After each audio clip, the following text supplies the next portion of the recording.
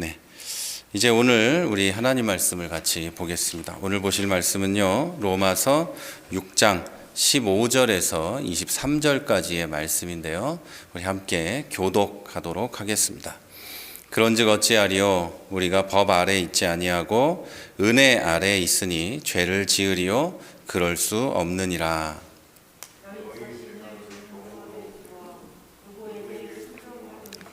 그 순종함을 받는 자의 종이 되는 줄을 너희가 알지 못하느냐? 혹은 죄의 종으로 사망에 이르고 혹은 순종의 종으로 의에 이르느니라.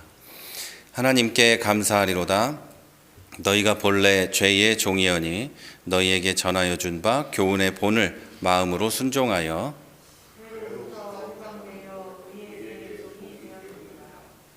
너희 육신이 연약함으로 내가 사람의 예대로 말하노니 전에 너희가 너희 지체를 부정과 불법에 내주어 불법에 이른 것 같이 이제는 너희 지체를 의에게 종으로 내주어 거룩함에 이르라. 이에 대하여 자유로웠느니라. 너희가 그때에 무슨 열매를 얻었느냐? 이제는 너희가 그 일을 부끄러워하나니 이는 그 마지막이 사망임이니라. 이제는 너희가 죄로부터 해방되고 하나님께 종이 되어 거룩함에 이르는 열매를 맺었으니 그 마지막은 영생이라. 다 같이 봅니다. 죄의 삭은 사망이요 하나님의 은사는 그리스도 예수 우리 주 안에 있는 영생이니라. 아멘. 네, 오늘은 로마서 6장 15절에서 23절 말씀을 가지고 로마서 강의 25번째 죄의 종에서 의의 종으로, 죄의 종에서 의의 종으로 라는 제목으로 함께 말씀을 나누려고 합니다. 사도 바울은 이제 6장의 후반부로 넘어가면서 하나님의 은혜를 경험하고 하나님의 은혜 아래 있는 사람은 죄를 짓지 않는다, 이렇게 다시 한번 강조합니다. 옛날부터 사람들이 그랬거든요. 이제 은혜 아래 있으니까 내 맘대로 살아도 되겠네? 이렇게 은혜를 받고 구원받았으니까 맘대로 해도 되겠네? 이런 식으로 이때부터 이미 생각을 했었습니다. 그래서 바울은 그렇지 않다, 이런 말을 하고 있는 거죠. 이것은 지난 시간에 봤던 6장의 전반부를 반복하고 있는 것 같이 보입니다. 문자적으로는 반복하고 있는 것도 맞지만 바울은 이제 여기서부터는 새로운 논점을 하나 제시합니다. 14절까지는 죄의 지배로부터 해방되는 것만 초점을 맞췄다면 15절에서는 하나님의 통치와 하나님에 대한 순종, 그리고 의의 종에 대해서 설명을 합니다. 죄의 지배에서 벗어났으니까 마음대로 살아도 되는 것이 아니냐, 이런 생각은 잘못됐고, 이제는 하나님의 은혜와 지배 아래에서 하나님의 종이 되었고 그 결과로 영생을 얻었으니까 이제 하나님의 통치와 의의 종으로 살아야 한다, 이렇게 설명을 하는 겁니다. 죄의 종에서 의의 종으로, 하나님께 순종하는 의의 종으로 신분이 바뀌었다, 이렇게 설명하는 것이죠. 자, 오늘은 본문을 한 절씩 좀 천천히 보면서 이 내용을 살펴보려고 합니다. 왜냐하면 이 한 절씩 살펴보는 이유는 이걸 원래는 아니지만 제대로 좀 잘 자세히 보려면 한 절을 가지고 설교를 하루 하고 이렇게 해야 되는데, 그것보다는 한 번에 이렇게 쭉 해도 괜찮겠다, 그래도 이해가 쉽겠다 생각해서 한 절씩 좀 보면서 이야기를 하려고 합니다. 15절에서 바울은 성도들이 법 아래에 있지 않고 은혜 아래에 있다고 해서 죄를 지어도 되는가? 은혜 아래에 있으니 죄를 지어도 어차피 상관없는 것 아닌가? 그리고 법의 판결, 그러니까 최종적인 판결이 이미 결정됐으니까 마음대로 살아도 되는 거 아니냐? 이런 질문을 합니다. 물론 바울이 물어보는 이런 의문이 아니고 수사적인 질문을 한 거죠. 그런 것 아니냐? 하지만 그런 게 아니다, 이런 이야기를 하려고 그런 거죠. 이런 마음을 가지고 그런 마음으로 자기 마음대로 살려고 하는, 그런 신앙생활을 하려고 하는 사람들에게 그렇지 않다, 이렇게 설명하기 위한 그런 질문입니다. 그리고 6장 전반부에서 이런 전반부에 이어서 이런 질문과 의문 그리고 궤변에 대해서 단호하게 그렇지 않다 이렇게 설명을 하고 있습니다. 여러분 이 구원파의 교리나 과거 아주 오래된 2000년 전에 있었던 영지주의의 주장이나 동일합니다. 기본적으로 동일한데 내가 구원을 받았으니까 이제 나는 마음껏 살아도 된다 이런 거고, 당시 그리스 철학의 영향을 받아가지고 이원론적인 생각을 많이 했어요. 이원론적인 생각을 해서 육체와 영, 그래서 영의 것은 선한 것이고 육체는 악한 거고 원래부터, 그러니까 영의 진리를 깨달으면 나는 구원을 받는 거고 그 진리를 깨닫지 못한 사람들은 이제 구원을 못 받는 거죠. 믿음으로 구원받는 게 아니고 깨달아서 구원을 받는 거예요. 이게 영적인 것을 알아서, 그래서 영지주의, 영어로는 그노시스트라고 하거든요. 앞에 이 그노라는 게 우리 영어로 KNOW 요거입니다. 그노시스트, 영지주의, 그리고 깨달아서 구원을 받는다. 죄사함, 거듭남의 비밀, 이게 이 구원파에서 하는 거거든요. 그게 깨달음이라는 거죠. 옛날에 이 예수라는 분이 오셔서 우리를 위해서 죽었어. 그리고 그 진리들을 믿는 게 아니고요. 내가 깨달으면 구원을 받게 되는 거예요. 그리고 그 구원은 잃어버릴 수가 없어요. 내가 깨달았고 내가 알게 됐으니까 잃어버릴 수가 없는 거죠. 그래서 매우 인간 중심적이고 하나님의 은혜랑은 별 상관이 없는 그런 게 영지주의이고 우리는 아니죠. 구원파입니다. 영지주의와 구원파는 그 뿌리가 같고 기독교 역사에서 가장 오래된 이단이 바로 영지주의이고 그 이단은 지금까지도 변함없이 있고 이렇게 이단으로 규정된 사람들만이 아니라 정통 교회 안에도 그런 식의 이단이 들어와서 있습니다. 성경 공부를 많이 하면 구원받을 것 같고 절대 그렇지 않죠. 그리고 내 영혼이 잘 되면 육체도 하나님 앞에서 바르게 서서 거룩해져야 되는데 그러지 않고 일주일 내내 나쁘게 살다가 교회 와서 나는 회개를 했으니까 깨끗해졌어요 이러면서 나는 구원받았다고 하고 있는, 이게 영지주의적 이단 그리고 구원파적인 이단, 이렇게 생각하면 딱 맞는데 아니라고들 하고 있죠. 내가 이제 오늘 이야기가 이게 다입니다. 오늘 얘기가 이게 사실은 이게 다인데 요거를 좀 자세하게 설명을 해드리려고 합니다. 16절에서 바울은 너희 자신을 종으로 들여 누구에게 순종하든지 그 순종함을 받는 자의 종이 되는 줄을 너희가 알지 못하느냐 이렇게 또 질문을 합니다. 보통 종이다, 노예다 이렇게 하면 포로로 잡히거나 시장에 팔려온 사람들만 그럴 거다 이렇게 생각을 하지만 로마 시대에는 스스로 종이 된 사람들도 있었습니다. 자유시민이 먹고 살기 위해서, 가족을 먹여 살리기 위해서 이렇게 부잣집의 노예가 되고 거기에 들어가서 이제 종노릇을 하면서 가족을 부양하는 경우도 있었고, 또 자기 스스로 잘 곳이 없다거나 먹을 것이 없으면 그냥 자기가 혼자서 그렇게 되는 경우도 있었습니다. 하지만 이들도 노예는 노예고 종은 종이니까 자기를 그 주인에게 드리고 노예가 되겠다고 하는 순간 자유를 박탈당한 존재가 되는 겁니다. 자유시민이 아닌 것이죠, 더 이상은. 우리나라에 옛날에 남의 집 가서 일해주는 머슴하고는 또 다른 거예요. 종도 있었지만 그 집에 가가지고 일해주는 사람들도 있었잖아요. 이거랑은 다른 거예요. 그 집에 가서 내가 노예가 되겠다라고 선언하고 노예가 되는 거고, 또 어떤 경우에는 A라는 집에서 빚을 졌는데 이 빚을 갚기 위해서 이 집의 노예가 돼가지고 여기서 버는 돈을 여기다 보내는 경우도 있었고, 그렇게 노예가 자발적으로 되는 사람들이 있었습니다.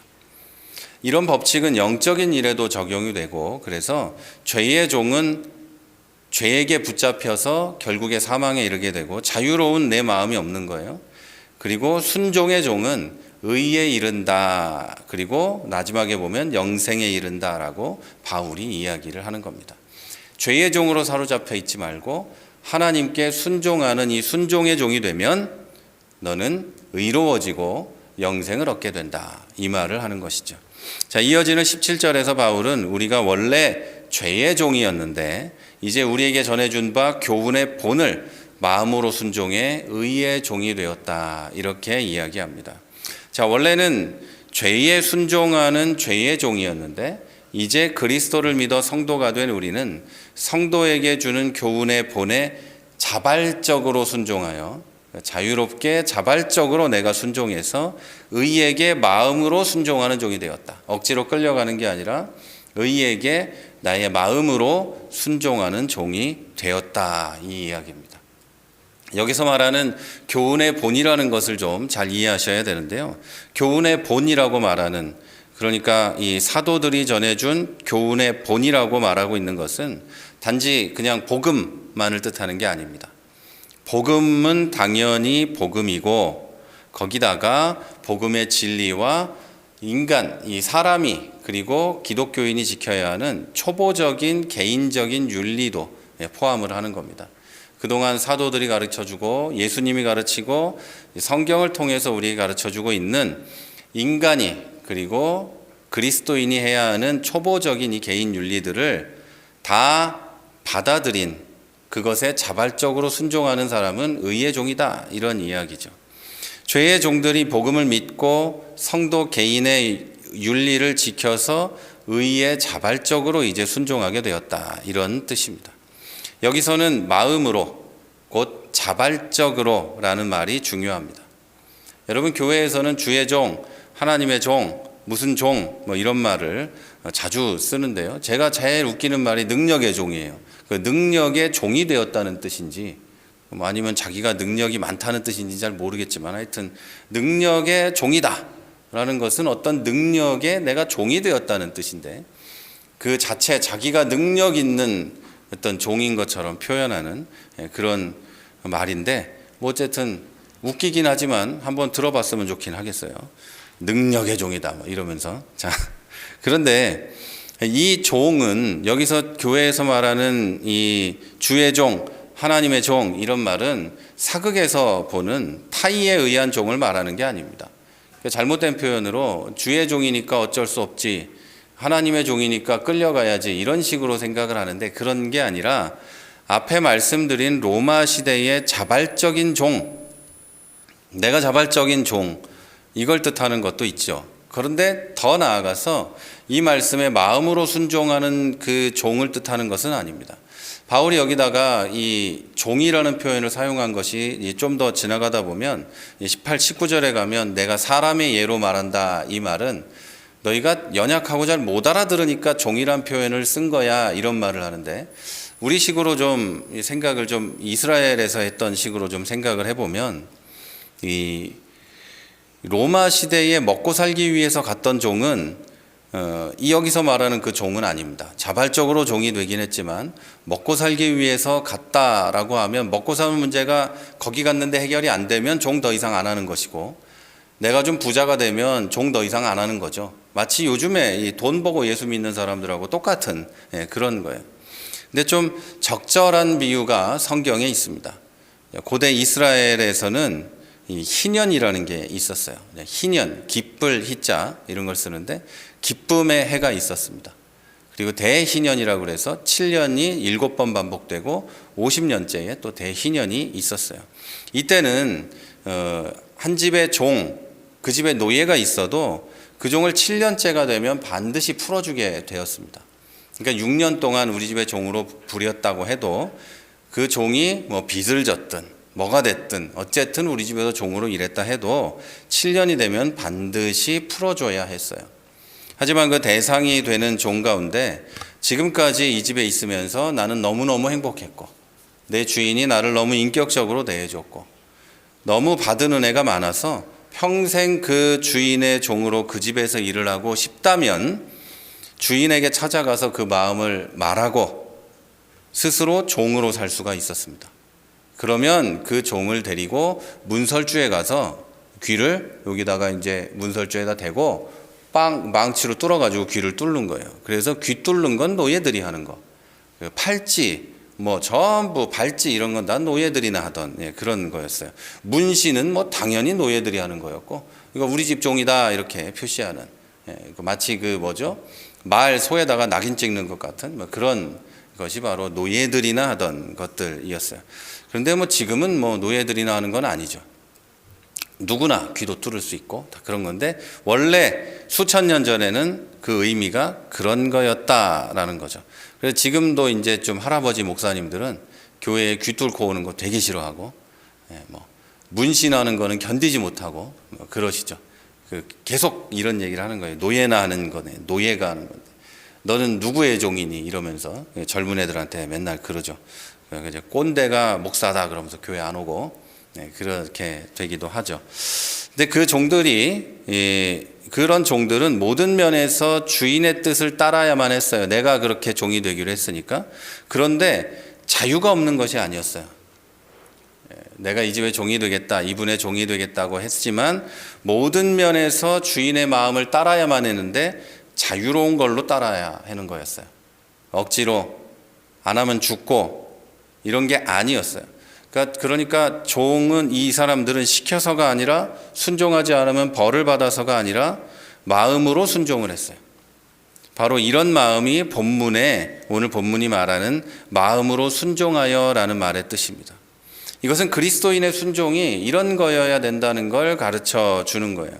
억지로 하나님 말을 안 들으면 지옥 간다니까 지옥에 가기 싫어서, 벌 준다니까 벌 받기 싫어서 내가 법을 억지로 지키는 게 아니라, 하나님께 감사해서 하나님이 너무너무 좋아서 마음으로 순종하는 종이라는 거죠. 그래서 하나님의 종이다, 주의 종이다, 그리스도의 종이다 라고 우리를 표현할 때는 우리가 억지로 끌려다니는 종이 아니라 하나님의 은혜에 감사해서, 내가 받은 구원의 은사에 감사해서 하나님께 순종하고 하나님의 법을 따르고 의로운 거룩한 사람이 되어 가는 것이죠. 그리고 늘 좋으신 하나님의 은혜 안에서 이런 사람들은 살 수 있게 되는 겁니다. 억지가 아니라 은혜에 감사해서 사니까, 억지로 끌려가는 게 아니니까 감사로, 은혜로 살게 되는 것이죠. 저는 우리 모두가 이런 하나님의 종이 되시기를 진심으로 기도하겠습니다. 그래서 사실 교회에서 목사님 보고만 하나님 주의 종이다 이렇게 말하는 것도 사실은 우스운 얘기예요. 당신만 주의 종하고 우리는 세상 종하겠다 이런 뜻도 아니고, 주의 종이니까 뭐 존중하고 존경해야겠다 뭐 이런 뜻이겠지만, 사실 우리 모두가 주의 종이고 하나님의 종입니다. 자, 이제 19절을 보겠습니다. 바울은 내가 사람의 예대로 말하노니 라고 표현을 합니다. 자, 이렇게 표현한 것은 종이라는 비유가 불완전할 수도 있다는 것을 자기 스스로 인정을 하는 겁니다. 왜냐하면 그리스도인이 그리스도를 섬기는 것은 분명히 숭고하고 즐거운 것이고, 그리스도 외에는 자랑할 것이 없고, 너무너무 좋아서 그리스도를 섬기는 거고 자랑하는 거고, 이것은 그리스도인에게만 주어진 놀라운 특권임에도 불구하고 그것을 종이다 이렇게 부르는 것은 억지로, 또 귀찮은 것을 강요받고 있다고 사람들이 느낄 수 있기 때문이었습니다. 그러나 바울이 그리스도 예수를 믿는 성도는 그 삶을 살아가는 방법에 있어서 선택의 여지가 없다는 것을 말하고 있는 건 분명합니다. 그 살아가는 방법이 하나님께 순종하는 것이어야 한다, 이거 외에는 아니다, 이렇게 표현하고 있는 것이 확실합니다. 자, 하나님께서는 19절에서 성도가 자신에게 순종하기를 바라고 계시다는 것을 바울을 통해서 말하고 계시고, 그 방법과 그 순종의 방법도 우리에게 설명을 하고 계십니다. 이렇게 써 있어요. 전에 너희가 너희 지체를 불법과 부정에 내주어 불법에 이른 것 같이 이제는 너희 지체를 의에게 종으로 내주어 거룩함에 이르라, 이렇게 말하는 것이죠. 자, 과거에 돈이나 명예나 세상의 것들을 위해서 온갖 정성을 다하고 심지어 목숨을 걸고 자존심을 버리면서 살았다면, 이제는 하나님과 의를 위해 온갖 정성을 다하고 자존심이고 뭐고 다 내놓고 종처럼 목숨마저 버리라, 이런 얘기를 바울이 하는 겁니다. 이것이 바로 의의 종으로 사는 방식입니다. 그러니까 나의 자존감이라는 게 나의 성공이나 내가 이렇게 되고 저렇게 되고 내 자녀가 이렇게 되는 것으로 얻어지는 것이 아니라, 나의 자존감이 하나님의 종이다, 의의 종이다, 이런 것으로 얻어지는, 그런 삶을 살으라는 거죠. 마치 옛날에 영의정댁 종놈은 저기 이제 첨진의 종놈보다 훨씬 높은 거 아니에요. 똑같은 종인데 나는 돈이나 명예나 무슨 직업이나 뭐 이런 것들의 노예가 아니고 나는 하나님 종이다. 이게 자랑이 되어야 한다는 거죠. 이 말을 지금 하고 있는 거예요. 그래서 나는 하나님의 법을 따르고 하나님이 원하는 일을 하고 하나님이 정하신 시간에 예배도 드리고 하나님이 하라는 일을 하면서 산다. 나는 하나님 종이니까. 그걸 자랑스럽게 말할 수 있는 그런 삶을 살으라는 겁니다. 그리고 20절을 가면 너희가 죄의 종이 되었을 때는 의에 대하여 자유로웠다 이렇게 말해요. 죄의 종이니까 의로운 삶이나 의에 대해서는 자유로운 거죠. 죄의 종이니까. 우리가 불신자로서 예수 믿지 않을 때 죄의 종이었을 때는 의의 다스림을 받지 못했습니다. 이 말은 의에 대해서 자유로웠다는 거죠. 이걸 좀 쉽게 표현하면 우리는 옆나라 일본의 법을 지킬 필요가 없습니다. 우리 위에 북한이나 중국의 법을 우리가 지킬 필요도 전혀 없습니다. 우리는 이 나라에 살고 우리는 속인주의니까 세상에 어디에 가든 우리는 우리나라의 법을 지키면서 살아야 합니다. 우리나라 법을 안 지키면 아무리 그 나라에서는 합법이라고 해도 거기서 범죄한 것이 우리나라에서 처벌을 받는 게 바로 우리나라이죠. 그 나라에선 별 일이 아니래도 여기선 큰일인 거죠. 그 미국이나 뭐 유럽에 어디에 가가지고 대마초하고 오는 젊은 애들이 있어요. 그 걸리면 감옥 가는 겁니다. 거기서는 불법이 아니지만 우리나라에선 불법이니까 우리나라에선 감옥에 가는 거예요. 그거랑 똑같이 우리는 지금 세상에 살고 있고 죄악이 관영한 세상에 살고 있지만 우리는 하나님의 법을 지키는 하나님의 사람, 하나님의 종이니까 하나님의 뜻대로 살아야 하는 거예요. 하나님이 원하는 대로 살아야 하는 거예요. 사실은 그렇게 살면 이 세상에서도 뭐 감옥 갈 일은 거의 없어요. 교회를 탄압하고 교회를 핍박하고 그런 시대가 오면 뭐 당연히 끌려갈 수도 있겠지만 그게 아닌 시대에는 그런 우리나라에서는 그런 일은 없어요. 하나님의 법대로 살면 세상에서도 존중을 받고 세상에서도 사람들이 저 사람은 대단하다 이런 말을 듣게 되는 거죠. 자, 우리는 죄의 종으로 사는 사람들은 분명히 우리에게 없는 자유가 있습니다. 그들에게는 누가 봐도 자유로운 삶을 사는 것처럼 보이는 멋지다 라고 할 만한 것들이 있습니다. 하지만 그 자유라는 것은 의로운 삶을 살아갈 수 있는 근본적인 능력으로부터의 자유예요. 의로운 삶을 살아갈 수 있는 근본적인 능력으로부터 자유라는 것은 그 사람은 의로부터 완전히 자유롭다. 의로운 삶을 살아갈 수 없다. 이런 삶이에요. 그래서 23절까지 가면 이런 사람들은 의로운 삶을 살지 못하니까 그 삭은 사망이다. 이렇게 선언을 하고 있는 거죠. 우리는 의로운 삶을 살아갈 수 있는 근본적인 능력으로부터 자유롭지 못합니다. 예수를 믿으니까, 하나님의 종이니까 그렇게 살아야 하는 거예요. 실제로 그렇게 살지 못하는 날이 있을지라도 우리에게 주어진 종으로서의 사명은 그렇게 살아야 하는 거죠. 그런데 반대로 믿지 않는 사람들은 의로부터 자유롭고 그 삭은 사망이니까 그런 자유는 부러울 게 전혀 없습니다. 여러분, 죄의 종으로 살아가는 사람은 예배 안 드립니다. 예배를 드릴 이유가 없죠. 저 멀리서 교회까지 와서 예배를 드리고 집에서 핸드폰으로 TV로 켜놓고라도 예배를 드릴 이유가 없어요. 나는 하나님의 종이 아니니까 그럴 이유가 없어요. 예배 안 드립니다. 시간도 드리지 않고 헌신도 하지 않고 헌금도 드리지 않아요. 우리가 예배하고 헌신하고 기도하는 시간에 쉬고 돈도 벌고 사회생활도 합니다. 어떤 사람은 골프장에 가 있고 어떤 사람은 캠핑장에 가 있고 어떤 사람은 놀러 다니고 그렇게 하고 있는 거죠. 집에서 누워 있기도 하고 아침 시간에 한다는 재밌는 TV도 보고 하고 있는 거예요. 자, 우리는 그 시간과 그 물질과 우리의 몸을 하나님께 드립니다. 자, 어쩌면 죄의 종은 세상적으로 의의 종보다 유익이 있을 수도 있어요. 죄의 종은 세상적으로 보면 유익한 것이 많아 보일 수도 있어요. 우리보다 나은 것 같아 보일 수도 있어요. 부러워 보이고, 이 주일날 참 저렇게 교회도 안 가도 되고 얼마나 좋을까? 이럴 수도 있어요. 그리고 이것도 안 해도 되고 저것도 안 해도 되고 얼마나 좋아요? 그래서 어떤 분은 하나님께 매여 있지 않는 사람들을 부러워하기도 합니다. 그런데 마음속으로는 부럽지만 이제 빼도 박도 못하고 예수 믿으니까 어쩔 수 없네 이러고서 하는 사람들도 있어요. 혹시 그런 생각이 들면 오늘 본문 21절을 찾아보시기를 바랍니다. 6장 21절에 이렇게 써 있어요. 너희가 그때에 무슨 열매를 얻었느냐?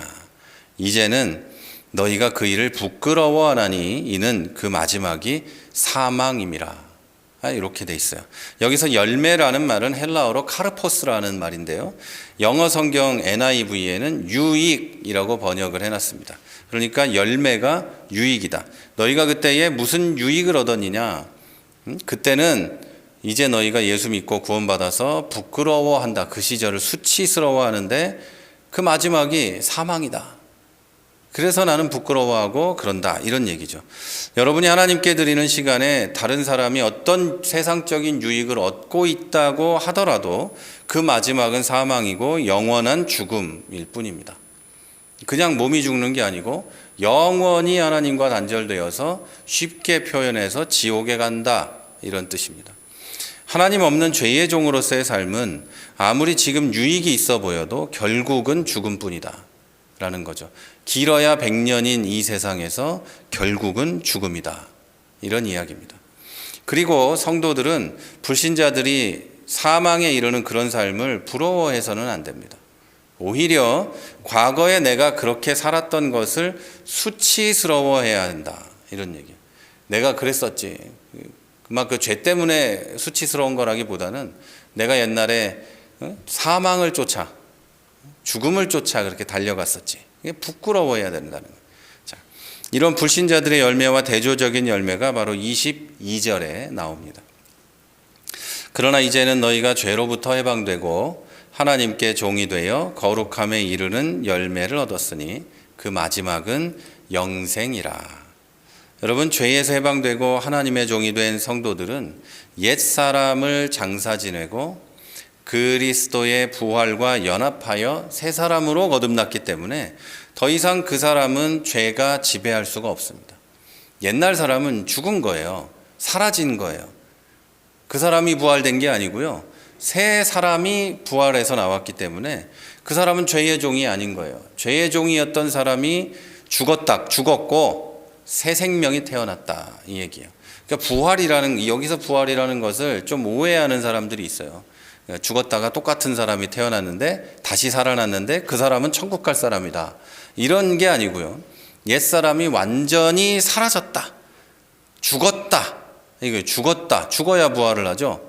살짝 갔다가 기절했다 깨난 게 아니고 죽었다가 모든 면에서 새로운 사람이 영적으로 육적으로 완전히 새로운 사람이 태어났다. 이런 뜻입니다. 그래서 이 사람들은 더 이상 죄가 지배하지 못하는 상태입니다. 그러니까 내가 아무리 죄의 종으로 살려고 애를 써도 그럴 수 없다. 완전히 벗어났다. 예수 그리스도의 보혈의 공로로 피값으로 사왔다. 너는 더 이상 저쪽 집안의 종이 아니다. 이런 이야기예요. 자, 이런 성도들은 죄의 지배로 들어가려고 해도 못 갑니다. 하나님이 놔주지도 않을 뿐만 아니라 내가 애를 써도 갈 수가 없어요. 자, 성도는 오직 하나님의 종으로 살면서 하나님께 순종하면서 성화의 과정을 지나가야만 합니다. 이 성화의 과정은 법적으로 의롭다 하심을 받은 자가 그에 맞는 실제적인 의로움에 이르러가는, 즉 하나님의 거룩하심에 이르러가는 과정입니다. 그리스도의 장성한 분량에 이르러가는 과정인 거예요. 의롭다 하심을 입은 성도는 모두 다 예외 없이 실제 자기의 삶에서 거룩함을 나타내야 하고, 그럼으로써 성도는 자기가 의롭다는 증거를 세상에 보여줘야 하는 것이죠. 자, 그러기 위해서 성도는 더 이상 죄를 짓지 않으려고 힘써야 하고 애써야 하고 실제로 의로워지기 위해서 애써야 합니다. 실제로 하나님의 거룩에 도달하기 위해서 애써야 하는 거죠. 하루아침에는 당연히 안 될 것이고 죽을 때까지 그렇게 못할지 모르지만 해야 하는 거예요. 하나님 집안의 종이니까, 하나님의 아들, 딸이니까 하나님 닮은 사람으로 살려고 해야 하는 거예요. 이 성화의 과정이 없으면 영생이 없습니다. 그리고 성화의 마지막이 영생입니다. 이 말을 잘 들으셔야 돼요. 여러분, 행위가 영생을 준다, 거룩해지려는 노력이 영생을 준다는 게 아니라 정말로 죄의 종이 아니라 하나님의 종이라면 실제적인 거룩을 위해서 자발적으로 나의 마음으로 애쓰게 된다, 이런 뜻입니다. 자, 그러니까 진짜 믿음으로 의롭게 된 사람은 하나님의 종, 의의 종이 되어서 거룩을 위해서 애를 쓰게 되어 있고, 마음으로 자발적으로 자동으로 성령의 역사하심으로 그렇게 하게 되어 있고, 결국 성화되어서 그 마지막은 영생을 얻게 된다, 이런 얘기죠. 물론 교회 안에도 가짜로 예수 믿는 사람들 만약에 있다면 그들은 성화되려고 거룩해지려는 노력을 하지 않습니다. 하지 않아요.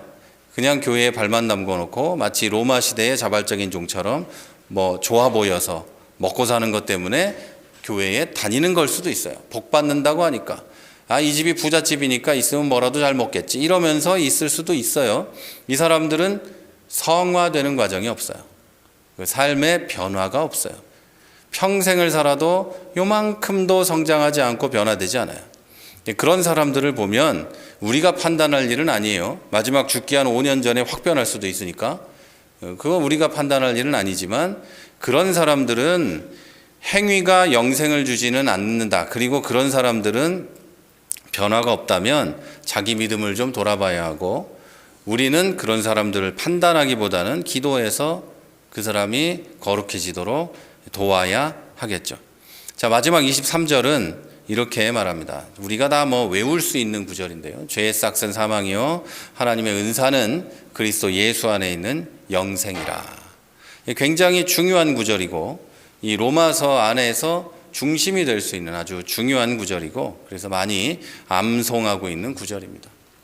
다른 많은 신학적인 고찰들과 이야기들이 있지만 간단하게 제가 좋아하는 우리 마틴 로이드 존스 목사님께서 설명한 것을 좀 인용을 하자면, 23절은 6장 전체의 내용을 가지고 좀 이해를 해야 되는데 세 가지 대조를 사용하고 있습니다.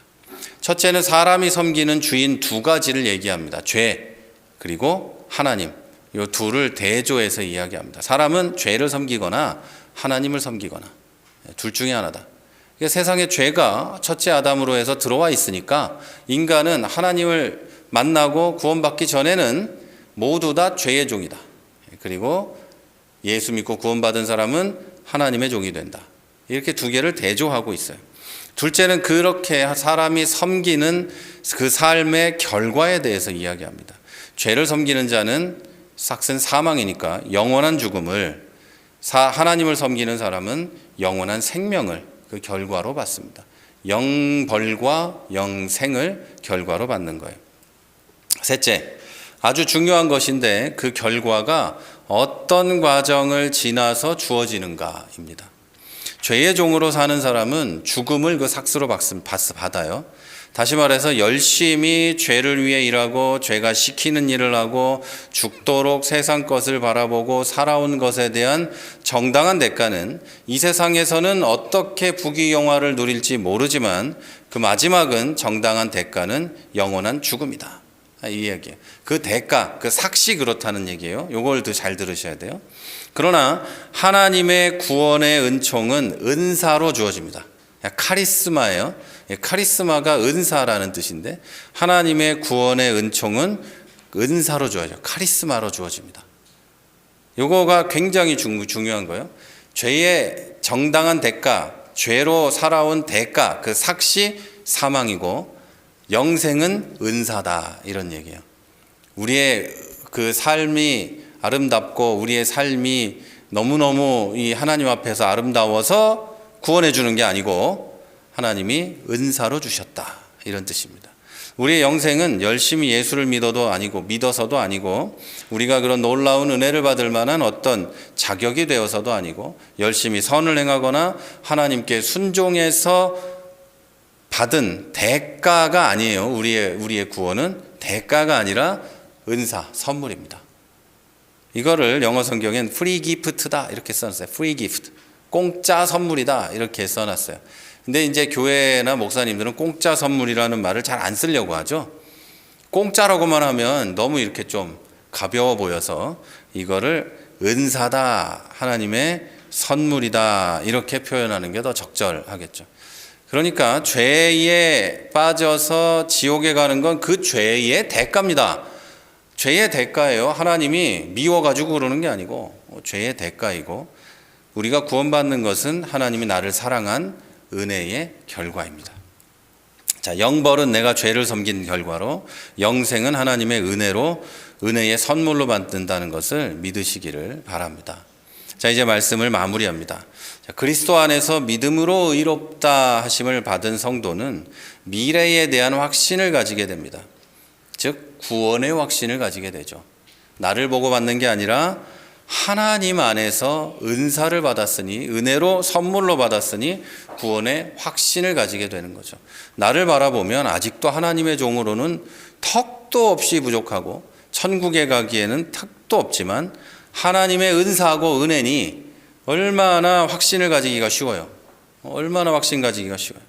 자, 그런 구원의 확신을 갖게 돼요. 그렇지만 미래의 구원에 대한 확신이, 미래의 어느 날에 받을 구원의 확신이 현재의 삶을, 지금의 삶을 아무렇게나 살아도 된다는 확신으로 변질되어서는 안 돼요. 내가 구원받으니까 지금은 이래도 된다는 걸로 바뀌어서는 안 된다는 거죠. 예수 그리스도를 믿어서 의롭다 하심을 얻은 여러분은 그 의로움에 합당한 삶을 살아내도록 최선의 경주를 다해서 하나님의 거룩을 이루어내도록 애써야 합니다. 하나님의 거룩하심이 나에게 보이도록 애써야 하는 거죠. 즉 성화를 이루어 가야 한다는 거예요. 이 성화는 내 의지라기보다는 하나님의 통치와 인도하심에 대한 순종으로 이루어 갈 수 있어요. 하나님이 나에게 무엇을 원하시는가, 그것을 따르고 순종하면서 이루어 갈 수 있어요. 그런데 이 순종하고 따라가는 것도 내 개인의 능력으로는 어렵고 성령의 역사하심으로 가능한 겁니다. 그래서 우리가 할 일은 성령을 의지해서 성령께서 나에게 원하는 길을 갈 수 있게 해달라는 그런 기도를 하면서 따라가야 하는 것이죠. 자, 여러분은 하나님의 종입니다. 억지로 이렇게 종으로 살아야겠다, 이런 게 아니고 마음으로 자원하여서 스스로 하나님의 종이 되는 겁니다. 하나님의 성도된 여러분이 하나님께 순종하는 것은 저주를 받거나 또 지옥이 두려웠거나 벌을 받아서가 아니라 값없이 주신 하나님의 은혜와 예수 그리스도의 희생과 성령의 역사하심에 감사하고 감격해서 나 스스로 하는 겁니다. 이제 여러분 시작되는 한 주에, 그리고 앞으로의 삶 속에, 여러분의 평생 속에서 이 진리를 잊지 마시기를 바랍니다. 오직 하나님만 주인으로 섬기고 그 뜻에 순종하는 충성스러운 하나님의 종으로 살아가시면서 거룩함을 삶 속에서 이루어 가시기를 주님의 이름으로 축원합니다.